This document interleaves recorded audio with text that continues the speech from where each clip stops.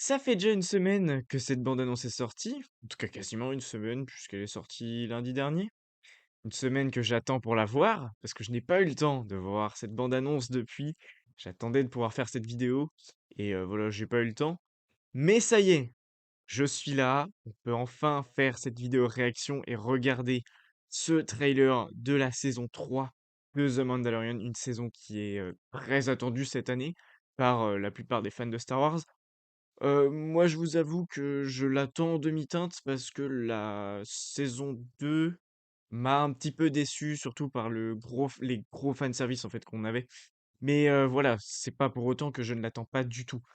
Vu ce qu'on a déjà eu dans le premier teaser, ça a l'air d'être quand même pas mal. Voilà, après on va voir ce que donne ce deuxième trailer qui du coup fait 1 minute 42. Je me rappelle plus pour le premier combien ça durait, mais on devait être dans ces eaux-là aussi, peut-être un peu plus court. Mais voilà, j'ai vu juste quelques images, donc ça ne devrait pas altérer ma réaction normalement. Voilà, ça reste une réaction honnête parce que j'ai pas vu grand-chose. Surtout quelques images, mais sans le contexte. Donc voilà. Bon, je parle beaucoup trop. On va commencer à regarder ça tout de suite et on fera un petit débrief à la fin et petite analyse aussi s'il y a des choses à analyser. Après, je ne repérerai pas tout, hein, parce que c'est assez compliqué. Voilà, c'est parti. Notre peuple s'est dispersé, comme les étoiles dans la galaxie. Que sommes-nous? C'est Mandalore, ça? Pourquoi nous battons-nous? Il va redevenir le chef, ouais. Vu comment il parle. Oh, les casques. Oh, Pour avec les être un petits aussi. Mandalorien, il ne suffit pas de savoir se battre. Il faut aussi savoir se repérer dans la galaxie. Oui, d'accord. De cette manière, on ne peut pas se Nevarro. perdre. Et Nevarro a beaucoup changé, j'ai l'impression. Et Griff Karga aussi. On en reparle à la fin, je l'aime très bien. Déjà, il a un droïde. Ok, l'armurière, donc on la Je me reverra rends ça, on le sur savait déjà. Mandalore pour être pardonné pour mes Oh transgressions. putain. Donc, Telle est la voie. Il se waouh. passe quelque chose de dangereux là-bas. Non! Et quand ce sera suffisamment important pour que vous agissiez, il sera trop tard. Qu'est-ce que ça c'est. Non! La vache! Accroche-toi, petit. C'est Mando qui va avoir un vaisseau comme ça. Ça, c'est Nevarro, du coup. Et ça, du coup, c'est l'espèce de Babu Frick, mais c'est pas forcément lui. Telle est T'es la qui, voie. toi? Dégagez, mon pote. Ok. Ok, alors, pour le coup, je veux revenir sur des images tout de suite.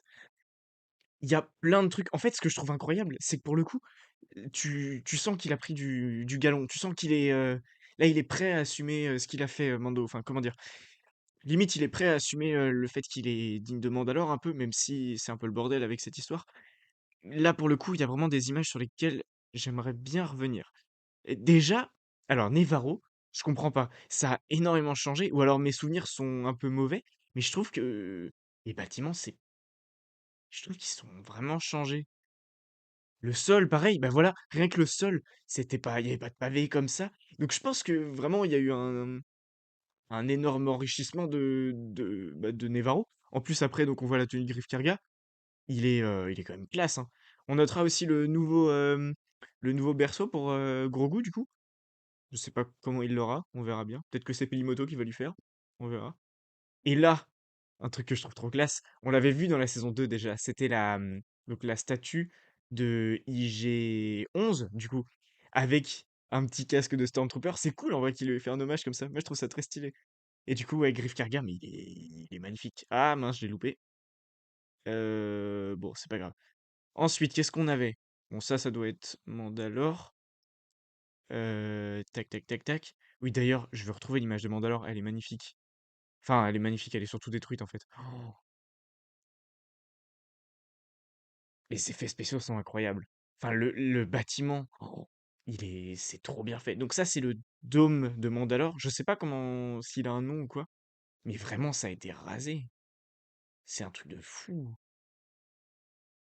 Pour le coup, cet aspect-là de la saison 3, je pense que ça va être très intéressant. J'aimerais beaucoup avoir ça d'ailleurs, qu'on ait, donc, enfin, qu'on nous explique comment le Moff Gideon a eu le sabre noir, enfin, comment Bo-Katan l'a perdu, etc. Et comment, enfin, pourquoi Mandalore a été détruite aussi facilement. Parce que c'est quand même un peuple de guerriers, ils savent se défendre. Mais là, punaise, on avait un peu ça du coup. C'était dans quoi? C'était dans le livre de Boba Fett où ils nous ont montré le flashback avec la destruction. Mais moi, je veux en savoir plus quand même. Parce que quand même que l'Empire arrive à raser, une planète de enfin, c'est quand même des grands combattants quoi, les Mandaloriens. Je trouve ça assez étonnant. Alors, ça je trouve ça encore plus étonnant, Mando va emmener R5. C'est R5 qui s'appelle. J'ai un gros doute sur le nom du droïde. Si je me trompe, corrigez-moi en commentaire, hein, mais je crois qu'il s'appelle R5 et bref, c'était le droïde que, Luke n'avait pas pris du coup parce qu'il avait, je sais plus, il avait un boulon qui avait explosé ou un truc qui avait explosé. Bref, je trouve ça trop bien en vrai. C'est bon, c'est un personnage complètement lambda qui prend de l'importance, mais c'est stylé. Et du coup, Grogu ne sera plus dans cet habitacle-là, il sera avec Mando.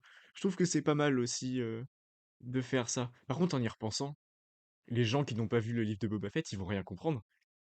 Parce que, par exemple, vous avez vu la saison 2 de The Mandalorian avec la fin, vous passez à ça, vous allez vous dire, mais attends, Grogu là, pourquoi il est là? Qu'est-ce qu'il fait là? J'espère qu'ils vont remettre deux, trois images ou un résumé pour ceux qui n'ont pas vu le livre de Boba Fett. Parce que franchement, vous allez rien comprendre. Moi, je sais que je connais plein de gens qui n'ont pas vu la série, ils vont pas comprendre la transition, là. Donc il en faudrait une. Donc il va retourner sur Tatooine. Je sais pas quand est-ce que va finir, enfin quand est-ce que va commencer la saison 3. Parce qu'il est où dans à la fin du livre de Boba Fett? Oui, bah si, ça va enchaîner directement en fait, ça se trouve. Là aussi, je me pose la question. Les feux d'artifice, c'est où? Ah, c'est Tatooine. Ouais, c'est Tatooine, ça se voit. Il y a les dômes. Donc peut-être qu'on va avoir Boba Fett en vite fait, hein. Mais là, oui, ouais, ça a quand même bien l'air d'être Tatooine. Avec. Ouais, si, si. Je suis quasiment sûr que c'est Tatooine, hein. Petit doute, mais à mon avis, en fait, ça va commencer là. Il va récupérer. Enfin, non, il va partir avec son vaisseau de Tatooine et après, il va aller rejoindre donc éventuellement des Mandaloriens pour aller sur Mandalore. Mais je pense qu'on va arriver très vite sur Mandalore et que la série va vite explorer ce côté-là. Bon, après, on verra, hein. Alors ça, par contre, c'est incroyable. On va sur Coruscant. Pour le coup, c'est quelque chose que j'ai vraiment pas vu venir. Et... Oh mais oui, mais attendez. Oh non, ils vont pas nous faire ça. Si Pershing, il est sur Coruscant, on avait des théories comme quoi. Donc, Pershing arrive, enfin, est celui qui... Mais non, attendez. Ah non, parce que j'allais parler du clonage de Palpatine. Mais le problème, c'est que la Palpatine, il est mort, en fait. Donc, la question se pose même plus. Ça aurait été intéressant, au passage. Mais du coup, non, c'est pas possible que ce soit ça. Mais alors, qu'est-ce qu'il fait là? Qui va aller voir? Ça, c'est la grande question. Mais, bah, de toute façon, il va aller voir des personnes importantes de l'Empire. J'ai hâte de voir qui. Ça, donc, c'est le gars de la Nouvelle République. Alors, pourquoi il a un rapport au niveau, sur sa veste? Pourquoi? Bizarre. Bon, pourquoi pas, après tout, hein. Qu'est-ce que j'avais vu d'autre? Alors ça, c'est pareil. Mais je pense que ce sera les décombres, du coup, de Mandalore. C'est assez stylé, honnêtement. Ouais, si, c'est classe quand même. Après, tac, tac, tac, tac. Ah oui, si, le flashback. C'est qui?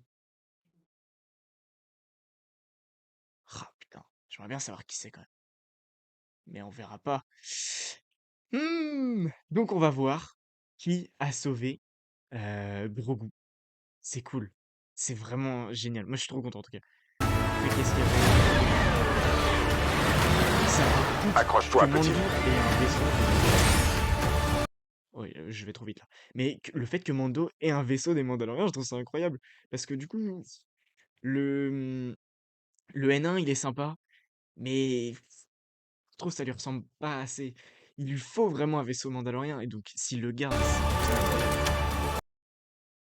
Non, c'est pas R2. Non, non, non, c'est pas R2. Pardon, non, arrêtez, c'est pas R2. Par contre, il y a des droïdes B1, qu'est-ce qu'ils font là? Euh, ouais, c'est bizarre ça. Et ensuite, qu'est-ce que j'ai vu d'autre? Je pense qu'on a fait le tour. Ben, en fait, ce que je trouve bizarre, c'est que du coup, il va être rattrapé par les Mandaloriens sur Nevarro, visiblement. Je regarde s'il y a des trucs. Ah oui, là, il y a donc celui qui se fait éclater. Au niveau de l'espèce, je sais pas ce que c'est. Je dirais des bêtises sinon. Tiens, on dirait un peu un Tals ou un Taz, je sais plus comment ça s'appelle. Mais non, parce qu'il y aurait la trompe devant. Voilà, l'appareil où c'est, peut-être sur Mandalore, je ne sais pas. En tout cas, le fait que Grogu aussi le pousse, c'est assez classe parce que du coup, s'il gagne en importance, s'il gagne en pouvoir, ça peut être très intéressant.